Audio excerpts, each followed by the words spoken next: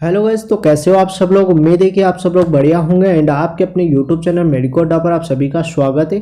तो बच्चों, आज के इस वीडियो में हम जो है यूपीआईएस काउंसलिंग की जो प्रोसेस है उसके बारे में कंप्लीट डिटेल में बात करने वाले हैं। तो स्टूडेंट को यूपीआईएस काउंसलिंग का प्रोसेस स्टार्ट होने का काफी दिनों से इंतजार था, तो ये इंतजार आपका कल खत्म हो जाएगा क्योंकि कल यूपीआईएस काउंसलिंग का जो प्रोसेस है वो स्टार्ट हो जाएगा, ये बात आपको पता होगी। बट यूपीआईएस काउंसलिंग में जो है मेजर ऑफ स्टूडेंट जो है वो मिस्टेक करते हैं। इसलिए मिस्टेक करते हैं क्योंकि यूपीआईएस काउंसलिंग का जो प्रोसेस है वो अदर स्टेट से काफी अलग होता है। तो इसलिए काउंसलिंग बोर्ड जो है रूल और रेगुलेशन को समझाने के लिए इंफॉर्मेशन बुलेटिन रिलीज करती है, बट हम उसको इग्नोर कर देते हैं। वो इसलिए इग्नोर करते हैं क्योंकि वो काफी लंबी होती है, इसलिए हम उसको इग्नोर करके निकल जाते हैं और काउंसलिंग प्रोसेस करवाते हैं। और जब रूल और रेगुलेशन हमें पता नहीं होता तो कोई ना कोई मिस्टेक हम वहां पर कर देते हैं, और मिस्टेक करने के बाद क्या होता है, पछताना होता है, उसके बाद कुछ तो होने वाला नहीं है। तो आप वो मिस्टेक ना करो, तो ये वीडियो आपके लिए बहुत ज्यादा हेल्पफुल होने वाला है। ठीक है, यदि आप इन्फॉर्मेशन रीड भी नहीं करते हो तो भी कोई दिक्कत नहीं है। अगर ये वीडियो आप देख लोगे तो आप यूपीआईएस काउंसलिंग में तो बिल्कुल भी मिस्टेक नहीं करने वाले हो। ठीक है, बाकी अगर आपको फिर भी कोई डाउट रहता है तो आप कमेंट करके पूछना, बेझिझक आपका कमेंट का रिप्लाई 100% आएगा। ठीक है, और ऐसे ही ऑफिशियल अपडेट एंड सबसे पहले पाने के लिए आप हमारे चैनल को सब्सक्राइब करें एंड बेल आइकन को प्रेस करें, ताकि जो भी अपडेट आए वो अपडेट सबसे पहले आपको मिले। एंड जो भी Telegram channel and WhatsApp group पर मैंने आपसे जो डाउट पूछे थे वो डाउट भी इस वीडियो में क्लियर करने वाला हूं। तो कुल मिलाकर आज का ये वीडियो जो है बहुत ज्यादा इंपॉर्टेंट होने वाला है। ओके, तो वीडियो को स्टार्ट करते हैं। तो देखो, अगर आप यूपीआईएस काउंसलिंग में पार्टिसिपेट कर रहे हो तो सबसे पहले आपको यूपीआईएस काउंसलिंग की जो ऑफिशियल वेबसाइट है वो याद होना चाहिए। तो ये यूपीआईएस काउंसलिंग की ऑफिशियल वेबसाइट है, इसको आप नोट डाउन करके रख लीजिए। ठीक है, तो जैसे आप यूपीआईएस काउंसलिंग की ऑफिशियल वेबसाइट पर आओगे तो इसको नीचे स्क्रॉल करने के बाद यहाँ से आपको 3 नोटिफिकेशन जो है वो दिखेंगे। एक इंपॉर्टेंट नोटिस वाला, एक इन्फॉर्मेशन बुलेटिन और एक शेड्यूल वाला। ठीक है, आप किसी काउंसलिंग की इन्फॉर्मेशन बुलेटिन पढ़ते हो या नहीं पढ़ते हो, बट आपको यूपीआईएस काउंसलिंग की जो इन्फॉर्मेशन बुलेटिन है वो जरूर से पढ़नी है। ठीक है, यहाँ पर वैसे तो मैं सारे इन्फॉर्मेशन बुलेटिन के जो मेन पॉइंट है वो आपको समझा दूंगा, जो भी रूल रेगुलेशन है वो सारे समझा दूंगा। बट अगर कोई पॉइंट मेरे से मिस होता है तो आप एक बार पढ़ना, और आपको लगता है कि ये पॉइंट मेरे को समझ में नहीं आ रहा है तो आप कमेंट करके जो है वो जरूर से पूछना। ठीक है, क्योंकि यहाँ पर इन्फॉर्मेशन बुलेटिन बहुत ज़्यादा है, तो यहाँ पर मैं केवल जो हाईलाइट पॉइंट, जो इंपॉर्टेंट पॉइंट है वही समझा पाऊंगा। अगर फिर भी कोई इंपॉर्टेंट पॉइंट छूट जाता है बीच में तो आप कमेंट करके पूछना, उसके लिए आपको इन्फॉर्मेशन बुलेटिन एक बार खुद से रीड करनी पड़ेगी। ठीक है, तो ये इन्फॉर्मेशन बुलेटिन आपको जरूर से रीड करना है, क्योंकि यहाँ पर यूपीआईएस काउंसलिंग की जो रूल और रेगुलेशन है वो अदर स्टेट से काफ़ी अलग है। ठीक है, तो यहाँ पर आपको जो है इन्फॉर्मेशन बुलेटिन को डाउनलोड कर लेना है, और यहाँ पर आपके सामने एक पीडीएफ फाइल जो है वो ओपन हो जाएगी। ठीक है, तो जैसे ही ये ओपन होगी तो इसमें सबसे पहले आपको जो है शेड्यूल देखने को मिल जाएगा। वैसे शेड्यूल आपने देख लिया होगा, बट फिर भी मैं यहाँ थोड़ा बहुत आपको शेड्यूल बता देता हूँ। तो फर्स्ट राउंड की जो ऑनलाइन रजिस्ट्रेशन है वो 1 फरवरी से 14 फरवरी के बीच में होंगे। ठीक है, उसके बाद में इसकी जो मेरिट लिस्ट है वो पब्लिश होगी 15 फरवरी को। वैसे पिछले साल जो है इसकी मेरिट लिस्ट जो है वो पब्लिश नहीं हुई थी, इसलिए जो है कंप्लीटली कट ऑफ के बारे में भी पता नहीं चल पाया था, एग्जिट की कितनी कट ऑफ जो है वो गई है। कुछ कट ऑफ का पता चला था जो कि अलॉटमेंट से, बट कंप्लीट मतलब यानी कि जो है एक्यूरेट कट ऑफ का पता नहीं चला था, क्योंकि मेरिट जो लिस्ट है वो पब्लिश नहीं हुई थी पिछले साल। आई होप कि इस साल जो है पब्लिश हो। ठीक है, उसके बाद में यहाँ पर आपको जो है फिजिकल रिपोर्टिंग करवानी है। ठीक है, जो कि 17, 18, 19 और 21 के बीच में आपको करनी है। ठीक है, उसके बाद में यहाँ पर सीट अपग्रेडेशन का जो है वो ऑप्शन भी है। ठीक है, तो सीट अपग्रेडेशन के लिए जो यहाँ पर डेट दे रखी है वो 28/2/2022 दे रखी है। और अगर किसी भी स्टूडेंट को अपग्रेड हो जाती है कॉलेज, तो उसको वो जो अपग्रेडेड कॉलेज है उसमें जाकर उसको वापस से जो है फिजिकल रिपोर्टिंग करवानी है, जो कि 2/3/2022 में के जो है करवानी है। ओके, उसके बाद में सेकंड राउंड का यहाँ पर दे रखा है शेड्यूल। तो यहाँ पर आपको जो रजिस्ट्रेशन है सेकंड राउंड के लिए वो 3 मार्च से 14 मार्च के बीच में करना है, और उसकी जो मेरिट लिस्ट पब्लिश होगी वो 16 मार्च को होगी। और यहाँ पर जो फिजिकल रिपोर्टिंग आपको करवानी है वो 21 से 24 मार्च के बीच में आपको करनी है। उसके बाद यहाँ पर मॉपअप राउंड है, तो इसके लिए आपको रजिस्ट्रेशन जो है वो 30 मार्च से 8 अप्रैल के बीच में करना है। उसकी जो मेरिट लिस्ट पब्लिश होगी वो 10 अप्रैल को होगी, और ऑफलाइन ऑन स्पॉट प्रवेश हेतु काउंसलिंग की जो तिथि है वो 13/4 से 16/4/2022 को होगी। ठीक है, तो आई होप ये शेड्यूल तो आपको समझ में आ गया होगा। अगर फिर भी इसमें कोई डाउट रहता है तो आप कमेंट करके पूछ लें। जो सबसे इंपॉर्टेंट पॉइंट है वो है जो है पंजीकरण शुल्क यानी कि रजिस्ट्रेशन फीस। तो यहाँ पर आपकी जो रजिस्ट्रेशन फीस है वो 2000 है। ठीक है, जो आप ऑनलाइन बैंकिंग द्वारा जमा कर सकते हो। उसके बाद में आ जाती है आपकी सिक्योरिटी मनी।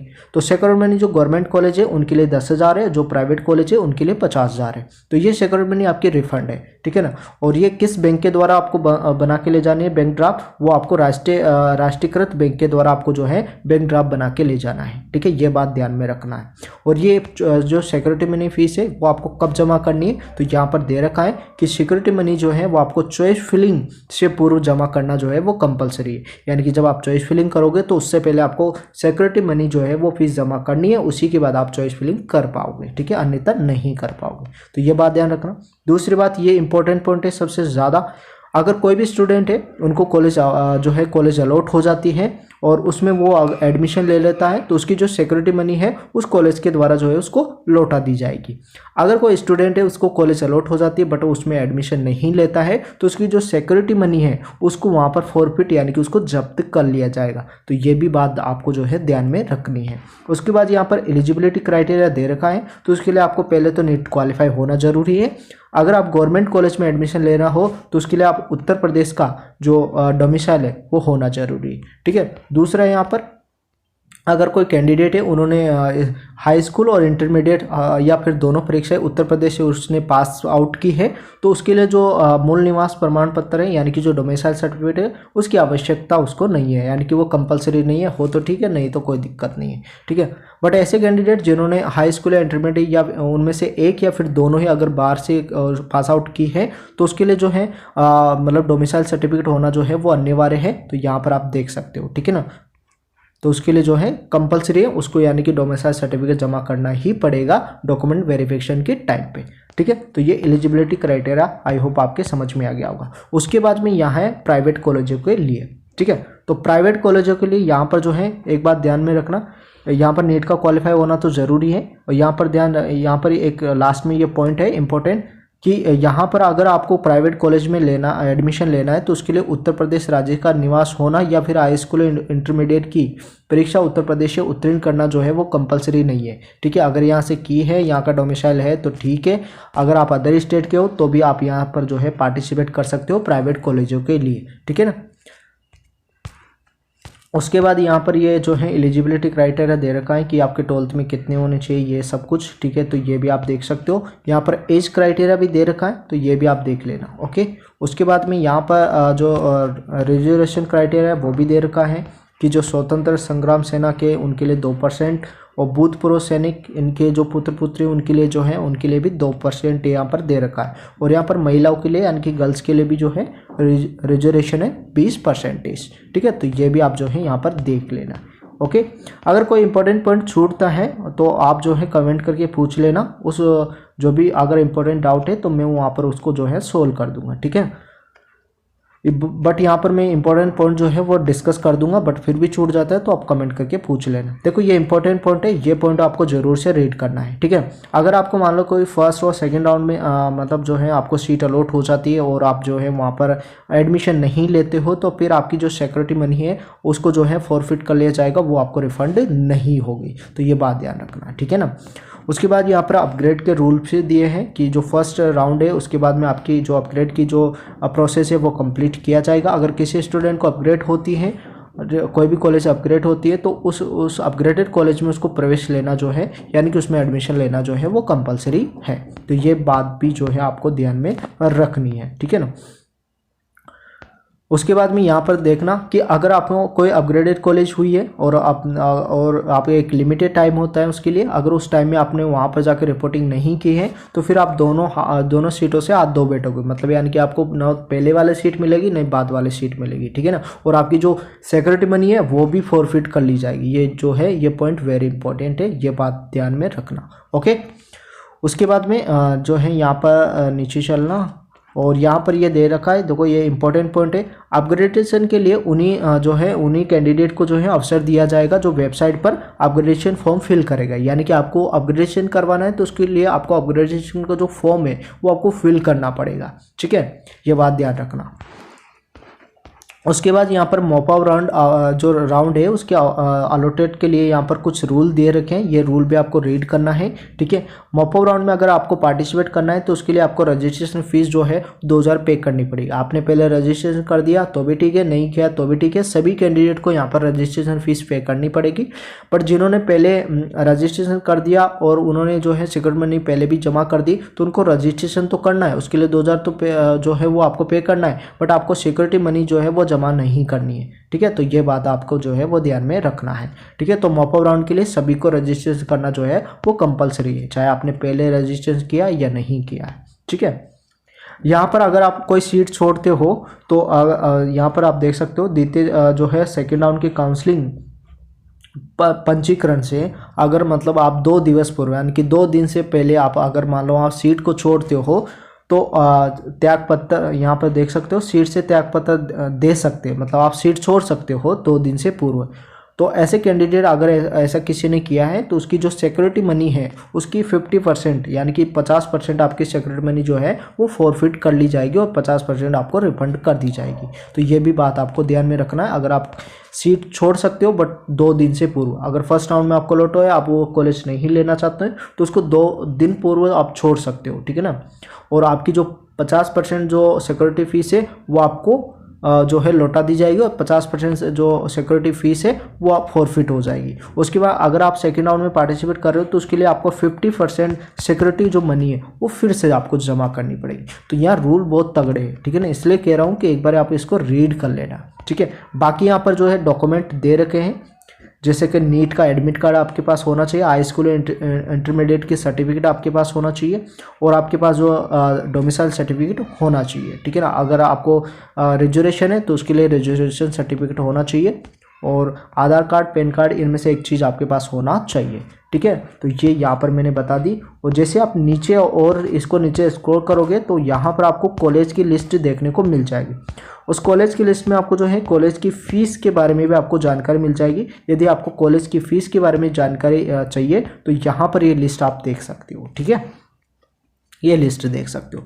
तो ये गवर्नमेंट आयुर्वेदिक कॉलेज की लिस्ट है, ठीक है, यहाँ पर ये लिस्ट देख सकते हो। ये यूनानी होम्योपैथी, तो ये गवर्नमेंट कॉलेज की है, ठीक है ना। यहाँ पर प्राइवेट कॉलेज की यहाँ पर देख सकते हो, ठीक है। तो यहाँ पर प्राइवेट कॉलेज की जो है सीट देख सकते हो और यहाँ पर फीस भी देख सकते हो। जैसे कि एक कॉलेज है इसकी फ़ीस है 1,98,000, ठीक है। जैसे ये कॉलेज है लखनऊ की, इसकी 2 लाख फीस है। तो यहाँ पर आप कॉलेज की जो फीस है वो उसको भी यहाँ पर जान सकते हो, ये भी जानकारी आप यहाँ से ले सकते हो, ठीक है। तो यहाँ पर ये मैंने कंप्लीट डिटेल में आपको जो काउंसलिंग इन्फॉर्मेशन बुलेटिन है इसके बारे में बता दी और क्या क्या बात आपको ध्यान रखना है वो भी मैंने बता दिया है। अगर फिर भी कोई इंपॉर्टेंट पॉइंट मेरे से मिस हो गया है तो आप वो कमेंट करके पूछना, उस डाउट को भी मैं क्लियर कर दूंगा, ठीक है। बात करते हैं, जैसा कि मैंने आपको टेलीग्राम चैनल और व्हाट्सएप ग्रुप से आपसे कुछ डाउट पूछे थे कि अगर आपके कोई डाउट है तो आप कमेंट करके या मैसेज करके मुझे बता दिए, वो डाउट मैं आपके वीडियो में क्लियर करूँगा। तो एक जो वहाँ पर कॉमन डाउट आया था वो ये आया था कि जो प्राइवेट कॉलेज है उनमें अदर स्टेट के स्टूडेंट पार्टिसिपेट कर सकते हैं या फिर नहीं। देखो अभी मैंने जो है उत्तर प्रदेश की जो प्राइवेट कॉलेज है उसकी एलिजिबिलिटी क्राइटेरिया बताया था, तो उसमें वहाँ पर लिख रखा था कि उत्तर प्रदेश में अगर आपको प्राइवेट कॉलेज में पार्टिसिपेट करना है तो उसके लिए उत्तर प्रदेश का डोमिसाइल सर्टिफिकेट होने की ज़रूरत नहीं है, यानी कि आप अदर स्टेट के हो तो भी वहाँ पर पार्टिसिपेट कर सकते हो। क्योंकि जो प्राइवेट कॉलेज है उसकी जो 100% सीट जो है वो स्टेट ही फिल करता है, तो वहाँ पर ऑल इंडिया की 15% सीट भी होती है, तो उस 15% सीट में अदर स्टेट के जो कैंडिडेट है वो पार्टिसिपेट कर सकते हैं। यानी कि प्राइवेट कॉलेज में आप किसी भी स्टेट में पार्टिसिपेट करना चाहते हो तो आप कर सकते हो, उसके लिए कोई बाध्यता यहाँ पर नहीं है, ठीक है। आई होप ये डाउट आपके क्लियर हो गया होगा, ठीक है। अगर फिर भी कोई डाउट रहता है तो आप कमेंट करके पूछना, या तो आपका कमेंट का रिप्लाई आ जाएगा, नहीं आता है तो अगले वीडियो में वो डाउट आपका वहाँ पर क्लियर किया जाएगा। इसलिए बोलता हूँ कि आप कमेंट करके ज़रूर से पूछो। एंड एक और बात, मैं आपसे हर वीडियो में बोलता हूँ कि टेलीग्राम चैनल को ज्वाइन जरूर कर लो, क्योंकि इसलिए ज़रूर ज्वाइन कर लो क्योंकि जो भी अपडेट आता है ना सबसे पहले वो अपडेट आपको टेलीग्राम चैनल पर ही मिलेगा। हो सकता है वीडियो लेट हो जाए बट टेलीग्राम चैनल पर कभी भी अपडेट जो है वो लेट नहीं होता, वहाँ पर तुरंत आपको अपडेट मिलता है, ठीक है। तो टेलीग्राम चैनल को आप जरूर से ज्वाइन कर लो, इस वीडियो के डिस्क्रिप्शन में आपको लिंक मिल जाएगा, या फिर मेडिको अड्डा के नाम से सर्च कर सकते हो और वहां पर जो है आप ज्वाइन हो सकते हो। ठीक है, तो आज के वीडियो में इतना ही, मिलते हैं नेक्स्ट वीडियो में एक नया अपडेट के साथ। जब तक के लिए जय हिंद जय भारत।